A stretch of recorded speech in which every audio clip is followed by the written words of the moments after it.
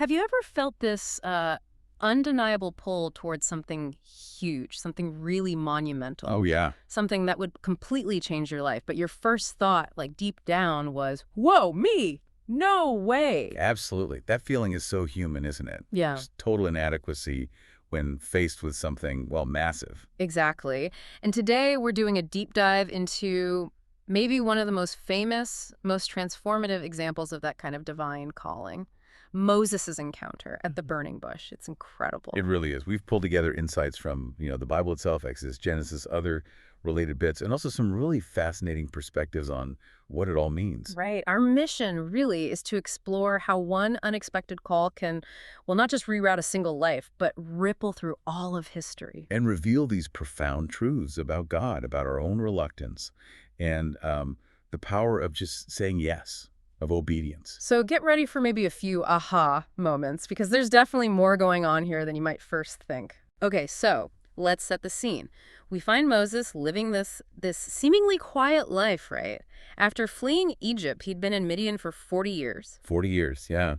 A shepherd, married, 2 sons, Gershom and Eliezer, part of his father-in-law Jethro's family.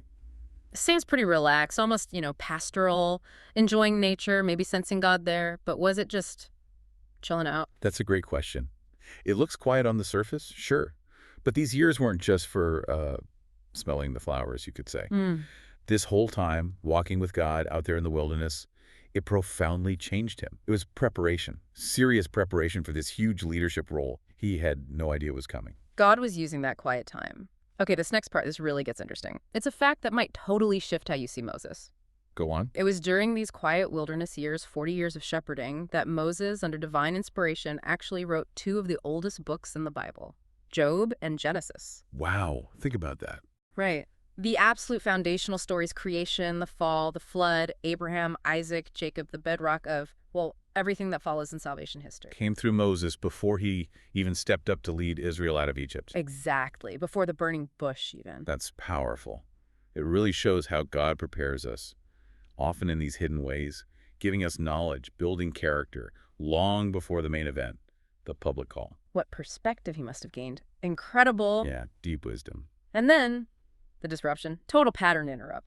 He's out with the sheep. Another ordinary day, probably. Minding his own business. And he sees it, a bush on fire, but the flames aren't consuming it. It's just burning. He knows instantly, this isn't natural. This is a miracle. Something deeply important is happening. So he goes closer, right, drawn to it. And as he approaches, God calls out, tells him, take off your shoes, a sign of deep respect, reverence. Because God's presence makes that ordinary piece of desert holy ground. Precisely. And then God introduces himself. I am the God of your father, the God of Abraham, the God of Isaac, and the God of Jacob. Exodus 3:6. That's not just any introduction. That immediately links this moment all the way back to the ancient promises God made to the patriarchs. Exactly. Promises about their descendants, about inheriting the land of Canaan. It grounds the whole encounter in covenant history. It's still kind of staggering, though, that Moses needed, 80 years of life? 40 in Egypt, 40 in Midian, before God says, okay, now you're ready. 80 years. It really makes you think about patience, doesn't it, in our own journeys?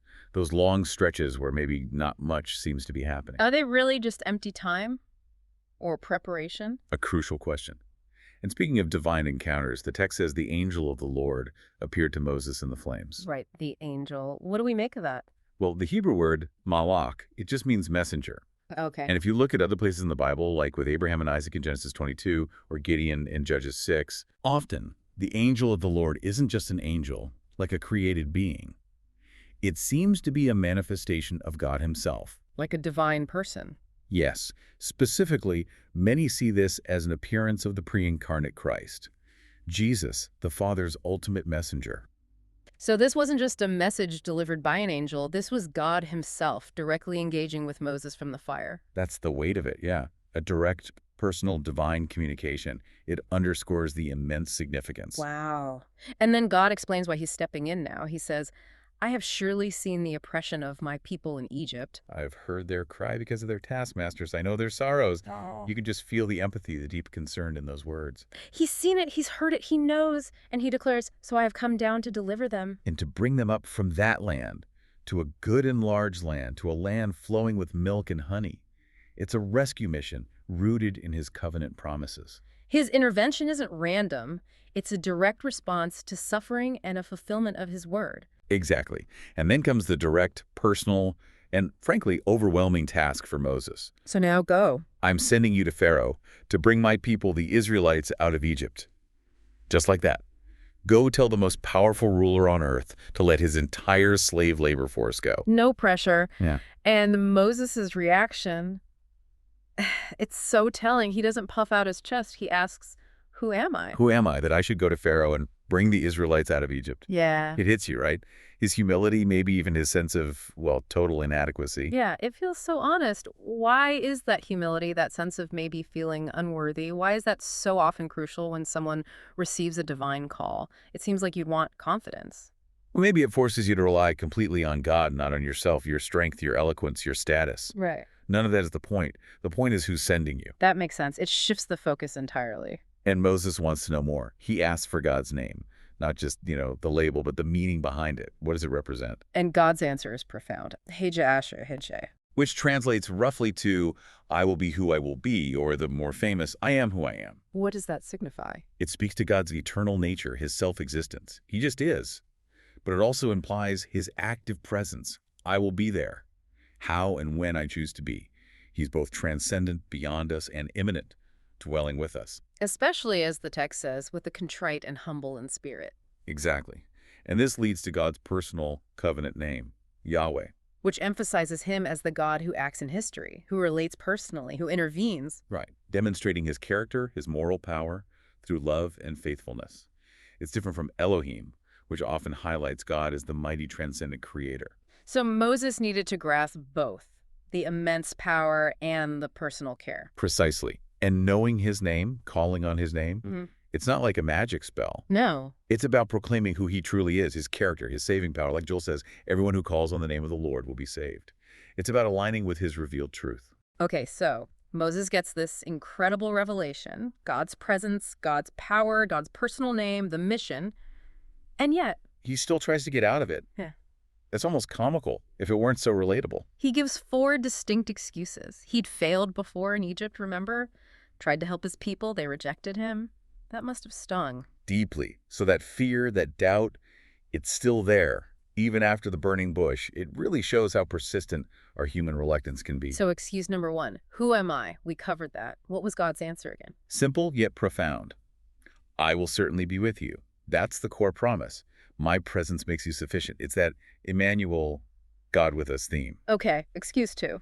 What if they don't believe me or listen to me? Exodus 4.1. Basically, they rejected me once. Why would they listen now? A valid fear, maybe, and God's solution. Miraculous signs. Proof. He gives Moses 3 specific signs to perform. The staff turning into a snake in back. Wow. His hand becoming leprous, then instantly clean again. Okay. And the power to turn water from the Nile into blood. Pretty convincing stuff, you'd think. You would think. But Moses isn't done. Excuse 3. Oh, my Lord, I am not eloquent. I am slow of speech and tongue. Yeah. Exodus 4.0. Basically, I'm a terrible public speaker. I think many people can relate to that one. Definitely. And God's reassurance. Who gave human beings their mouths? Is it not I, the Lord? He's saying, I created your mouth. I can certainly help you use it. Exactly. Now, go. I will help you speak and will teach you what to say. God promises the enablement right alongside the command. Creator God can equip his messenger. Okay, seems like you should be convinced now. But no. One last try. Excuse number 4. What is it? He just flat out says, oh, my Lord, please send someone else. Exodus 4.380. Just pick anyone else. Bro, after everything, how does God respond to that? Just a flat no? Well, the text says God's anger burned. You can sense the divine frustration, but even then, even in anger, Yeah. he immediately provides a solution. He doesn't just zap Moses. He says, what about your brother Aaron? He is already on his way to meet you. He will speak to the people for you. So God provides a helper, a spokesperson, to address Moses' specific weakness. Isn't that incredible? What grace. Even when Moses digs his heels in, God makes a way. He provides for the weakness rather than just overriding it or rejecting Moses. He works with our limitations sometimes, that story. Moses' back and forth, God's persistence. It really connects with other stories too, doesn't it? Absolutely. It reminds me of a modern story, actually. This guy, Mitch, Okay. he was a former gang member, had a really serious head injury, Doctors basically wrote him off, said he'd never work again. That sounds bleak. Totally.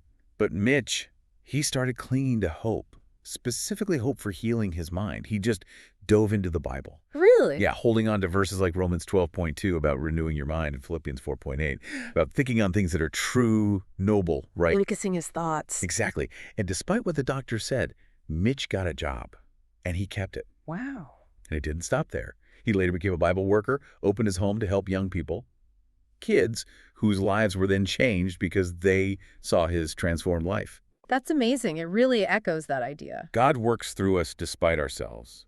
Someone observing Mitch said that. His weakness, his injury, didn't disqualify him because God provided the way, just like with Moses' speech. Incredible parallel. Okay, so God is patient, he equips, he provides. But the journey wasn't all smooth sailing after Moses finally said yes, was it? No, definitely not. There's this really strange, almost shocking incident right as he sets out for Egypt. The one where it says, the Lord met him and was about to kill him, Exodus 4.24, that part is jarring. It really is. It stops you short. What on earth is going on there? Yeah, why would God call him, equip him, and then try to kill him? The context points pretty clearly to one thing: circumcision. Ah. It seems Moses hadn't circumcised his youngest son. This was a direct command, a core sign of the Abrahamic covenant, laid out way back in Genesis 17. So it was a neglect of a known duty, a foundational one. Exactly. And Moses, as the guy chosen to lead God's people based on that covenant, needed to be modeling perfect obedience himself.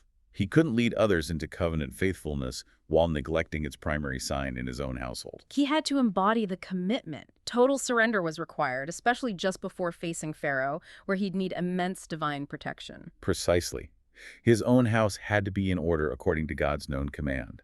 Living in neglect of that duty put him, and perhaps the mission, in jeopardy. And it's his wife, Zipporah, who acts decisively. Yeah, she jumps in, performs the circumcision herself, and saves Moses' life. The reference to the bloody foreskin isn't just graphic detail, it links to atonement, covering the breach in the covenant, securing life, sealing that relationship with God. For Moses, the leader, it was non-negotiable. Absolutely, he had to demonstrate that obedience wasn't optional, for him or for Israel. It's definitely an uncomfortable story. But the lesson feels vital. What does it tell us, maybe tell you, if you know you're neglecting something God has clearly shown you? Right. The text implies Moses was about to face immense danger in Egypt, relying on God's protection. But that protection was somehow linked to his obedience in this known duty. He wouldn't be secure otherwise. It's a stark reminder, isn't it? Never fail to do what we know is right. It makes you pause and think about maybe those small areas of neglect in our own lives. Definitely makes you examine things. Okay, so let's pull back a bit. We've seen Moses go from this reluctant shepherd, hiding out in the desert, Yeah, full of self-doubt. to becoming one of history's most influential figures. Not despite God's call, but totally because of it. Absolutely. God patiently prepared him, powerfully equipped him, even made specific provisions, like Aaron, for his weaknesses. He didn't just disappear into the sands of Midian. So the core takeaway here seems pretty clear. Yeah, I think so. When God calls his people, calls us to a specific task, he also equips and enables us for it. The calling and the empowering go together. We don't need to freak out, even when the job looks massive, way beyond our own abilities. Because ultimately, God is the one in charge. Our part is to trust him, rely on his presence and promises, and, well, obey. Take the next step he shows us. So, wrapping this up, what does this whole story mean for you, listening right now? Think about a time maybe you hesitated, felt a clear call, or just knew you should do something but felt totally inadequate.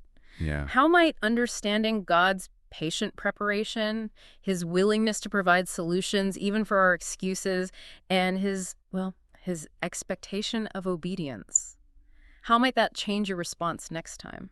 And maybe, digging into that tougher part, are there any known duties, big or small, that you might be neglecting right now? What could be the implications, thinking about Moses, if God's protection or empowerment is somehow connected to our active obedience? Definitely something to mull over. Some serious food for thought until our next deep dive.